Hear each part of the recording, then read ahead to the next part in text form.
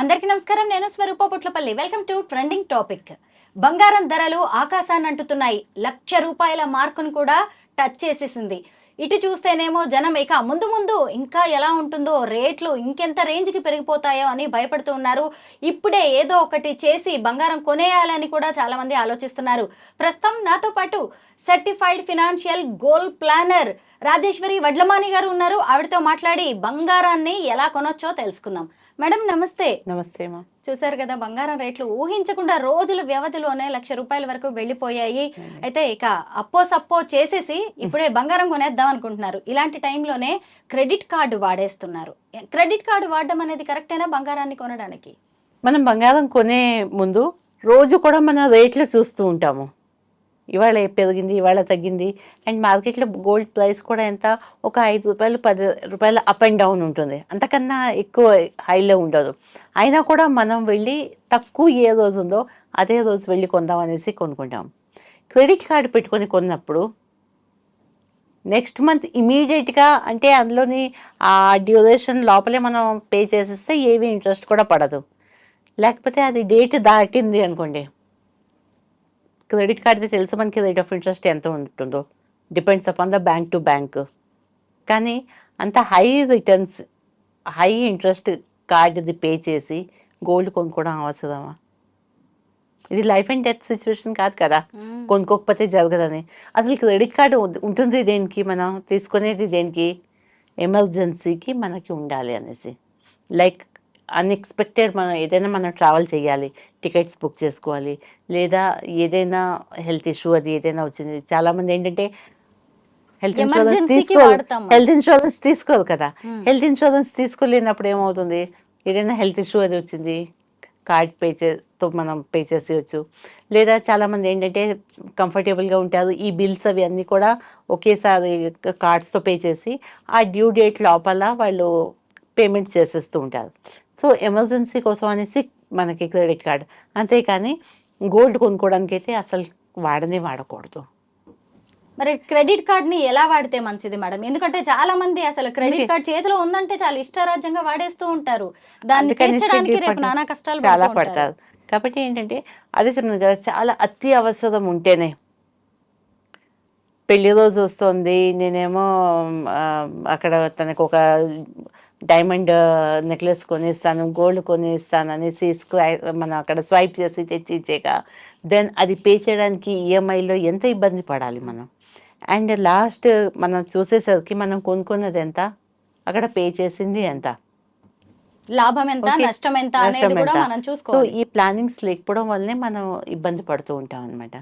కాబట్టి చిన్నప్పటి నుంచి కూడా ఇంతకు ముందు కూడా చాలా వీడియోస్ నేను చేశాను.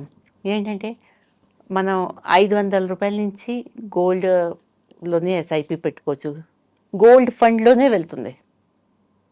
ఓకే, మనకి షాప్స్ అవి గోల్డ్ షాప్స్లోనే అందరూ కూడా ఈ మంత్లీ సిటీ పే చేస్తూనే ఉన్నారు, స్కీమ్స్ ఉన్నాయి.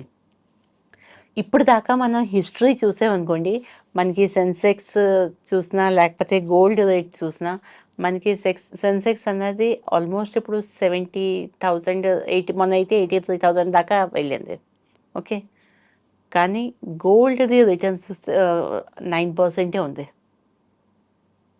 మీరు ఇప్పుడు ₹1,00,000 అన్నారు, కానీ ఇవాళ ₹1,00,000 మనం అనుకుంటున్నాము అయ్యో అనేసి. నా చిన్నప్పుడు అది 7,000 8,000 ఉన్నా ఆ 7,000 8,000 ఇచ్చి కొనుక్కోవడం అన్నది 2003 నా మ్యారేజ్ అయింది. అప్పుడు మాకు 7,000 ఉంటుంది. 7,000 నుంచి ఒక్కసారి 10,000 అయిపోతేనే అయ్యో అనుకున్నారు. సో అప్పటికి అదే ఎక్కువ, అండ్ ఇప్పటికి ఇదే ఎక్కువ. కాబట్టి ఇప్పుడు మన ఇన్కమ్ ఎలా పెరుగుతుందో గోల్డ్ రేట్లు కూడా అలాగే పెరుగుతున్నాయి. బట్ ఎస్, మనం ఒకవేళ మన పిల్లలకి గోల్డ్ ఇవ్వాలి అనుకుంటే చిన్నప్పటి నుంచే కూడా వాళ్ళ కోసం అనేసి ఇన్వెస్ట్మెంట్ చేస్తూ స్టార్ట్ చేయాలన్నమాట. గోల్డ్ ఎస్ఐపి పెట్టుకోండి. గోల్డ్ ఎస్ఐపిలో ఏంటంటే మనం ఎన్ని రోజులు పెట్టుకోగలిస్తే అన్ని రోజులు పెట్టుకొని వదిలేసి, ఏ రోజైతే మనం గోల్డ్ కొనాలనేసి ప్లాన్ చేస్తాం కదా, ఆ రోజు దీన్ని రిడెంప్షన్ చేస్తే ఆ రోజు వాల్యూవే మనకు వస్తుంది. నార్మల్గా ఏమవుతుంది, మనకి గోల్డ్ షాప్స్లో ఏవైతే మనం స్కీమ్స్ పెడతామో అవి మనకి డ్యూరేషన్ మనకి 11 months, మళ్ళీ 12th మంత్ది వాళ్ళు పే చేస్తారు. లేదా ఇంకా ఎవరైనా 5 ఇయర్స్‌వి పెడుతున్నారు. నాకు తెలిసి 5 ఇయర్స్ స్కీమ్ అయితే ఏ షాప్ వాళ్ళు కూడా ఇవ్వట్లేదు. 11 మంత్స్ ఇచ్చి 12 మంత్సే పే చేయడానికి ఒక 1 మంత్ది వాళ్ళు పే చేస్తారు. వాళ్ళు మనం స్కీమ్ కట్టాము కదా అనేసి ఇంకా మా ఎక్స్ట్రా డబ్బులు మనం వేసుకొని మనకి అక్కర్లేకపోయినా కూడా ఏదో ఒక వస్తువు కొని తెచ్చేసుకుంటాము. తెచ్చుకున్నాక పిల్లలు పెద్దవాళ్ళు అయినప్పుడు ఈ డిజైన్స్ కాస్త ఓల్డ్ అయిపోతాయి. వాళ్ళేమో మేము ఇది వేసుకోమంటారు. స్కీమ్‌లో పెట్టినప్పుడు వాళ్ళేమో మనకి రా గోల్డ్ ఇవ్వట్లేదు. బిస్కెట్‌లు అవి ఇవ్వరు. ఏదో ఒకటి ఆర్నమెంటే మనం తీసుకోవాలి. టర్మ్స్ అండ్ కండిషన్స్ అక్కడ ఉంటాయి. ఇంకా అడిషనల్ గా మనమే పే చేయాల్సి సో, మనం వస్తుంది. అడిషనల్‌గా మనం పే చేయవలసి వస్తుంది. మనం ఒక 2 మంత్స్ తీసుకోలేకపోతే మనకి కాల్స్ వస్తూ ఉంటాయి. మీది చీటీ మెచ్యూర్ అయింది, రండి తీసుకోండి అనేసి. సో, ఇవన్నీ కూడా చాలా టెక్నికల్ అందులో ప్రాబ్లమ్స్ వస్తాయి. ఇలాంటివన్నీ కాకుండా మీరు గోల్డ్ ఈటీఎఫ్స్ మీరు ఇన్వెస్ట్‌మెంట్ చేసుకోండి.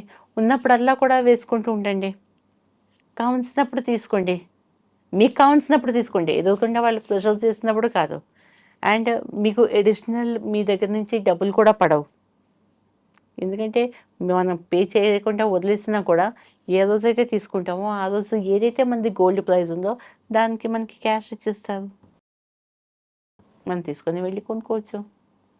సో, కాబట్టి హడావిడి పడి అప్పులు చేసి క్రెడిట్ కార్డులు పెట్టేసుకొని జీరో ఇంట్రెస్ట్ అంటే ఇప్పుడు సపోజ్ మీరు ఒక ఆర్నమెంట్ కొనుక్కుంటున్నారు. ఓకే. మీకు ₹1,00,000 కావాలి. నేను మీకు ఇచ్చాను. ఓకే. మళ్ళీ మీరు నాకు ₹1,00,000 వాపస్ ఇవ్వాలి. 1,00,000 మీద 5,000, 10,000 ఏదో ఇంట్రెస్ట్ అంటే అది నో యూజ్. ఇలా ఇచ్చే ఫ్రెండ్స్ ఎవరైనా ఉంటే తీసుకోండి, కొనుక్కోండి, మళ్ళీ వాళ్ళకి ఇచ్చేయండి. కానీ ఇలాంటిది అది పాసిబుల్ కాదు. అవును. అది మీకు ఇచ్చే కన్నా నేనే వెళ్ళి కొనుక్కుంటాను గోల్డ్ అనుకుంటా. అవునా కదా? ఇంకొక ఐడియా చేయొచ్చా మేడం? మన దగ్గర ఆల్రెడీ బంగారం ఉంటుంది కదా, ఆడవాళ్ళ దగ్గర ఎంతో కొంత ఉంటుంది. Yes. ఆ బంగారాన్ని తీసుకెళ్లిపోయి బ్యాంకులో పెట్టేసి కొంత డబ్బులు లోన్ గా తెచ్చుకొని ఆ డబ్బుతో మళ్ళీ కొత్త ఆర్నమెంట్స్ ఏమైనా కొనుక్కోవచ్చా? ఎందుకంటే మళ్ళీ ఈ లోన్ పెట్టింది కూడా ఇది తీర్చాలి. మళ్ళీ దీని మీద వడ్డీ పెరుగుతూ ఉంటుంది. నెలకింత దొరికినంతగా మనం అప్పు తీర్చుకుంటూ వెళ్ళొచ్చు. That is also one good ఇదనమాట. అంటే మనం లాకర్లు పెట్టుకుంటాం కదా, లాకర్లు పెట్టినప్పుడు మన ఏదో ఒకటి సెక్యూరిటీ అక్కడ డిపాజిట్ చేయాలి. 2 lakhs, 5 lakhs. పైగా మంత్లీ ఇయర్లీ మనమే అండ్ పే చేయాలి. దానిది ఏదైతే ఇంట్రెస్ట్ ఉంటుందో మనకి వాళ్ళు ఇవ్వదు. అది ఫిక్స్ అయిపోయి ఉంటుంది. And bank is not responsible for our things. But అదే గోల్డ్ని మనం గోల్డ్ లోన్ పెట్టామనుకోండి, గోల్డ్ లోన్ పెట్టుకొని మీరు కావాల్సింది ఆ అమౌంట్ వచ్చిందని మీరు ఆ అమౌంట్ ఎక్కడైనా ఇన్వెస్ట్ చేసి ఇంట్రెస్ట్ అయినా తీసుకోండి, లేదా మళ్ళీ మీరు గోల్డ్ కొనుక్కొని బట్ మేక్ ష్యూర్ ఇక్కడ పేయింగ్ కెపాసిటీ మీది ఈజీగా ఉండాలి. Yes. ఉన్నది అంటే ఇది ఏంటంటే మనకి క్రెడిట్ కార్డ్ కన్నా తక్కువ rate of interest. So, gold అనేది ఎప్పటికీ కూడా ఒక మంచి వెల్త్ మనకి. ఆడవాళ్ళకి గోల్డ్ కావాలి. సో, ఇప్పుడు మనకు కావాలి, రేపటి రోజు మన పిల్లలకి, కోడలికి ప్రతి ఒక్కరికి మనకు నీడ్ ఉంటుంది. That we can do. Madam, భూమి మీద అలాగే బంగారం మీద పెట్టిన పెట్టుబడి ఎప్పుడూ కూడా వేస్ట్ అవ్వదని మన పెద్దవాళ్ళు చెబుతూ Correct. ఉంటారు. అవును. ఇప్పుడు చూస్తేనేమో ఒక తులం బంగారం కొనాలంటే ₹1,00,000 చేతిలో ఉండాలి. అవును. చాలా కష్టమైన పరిస్థితులే. అవును. మరి ఈ టైంలో అసలు బంగారం కొనొచ్చా, లేదంటే కొద్ది రోజులు వెయిట్ చేయడం మంచిదా? అంటే అదే చెప్తున్నా కదా, ముందుగా ప్లానింగ్ లేని వాళ్ళు ఇప్పుడు పిల్లలకి పెళ్ళిళ్ళు కుదిరాయి. సో, ఏదో ఒకటి నామినల్ పెట్టాలి కదా. సో, వాళ్ళైతే కంపల్సరీగా కొనుక్కోవాలి. 1,00,000 కాదు 1,50,000 అయినా కూడా వాళ్ళు కొనుక్కోవాలి.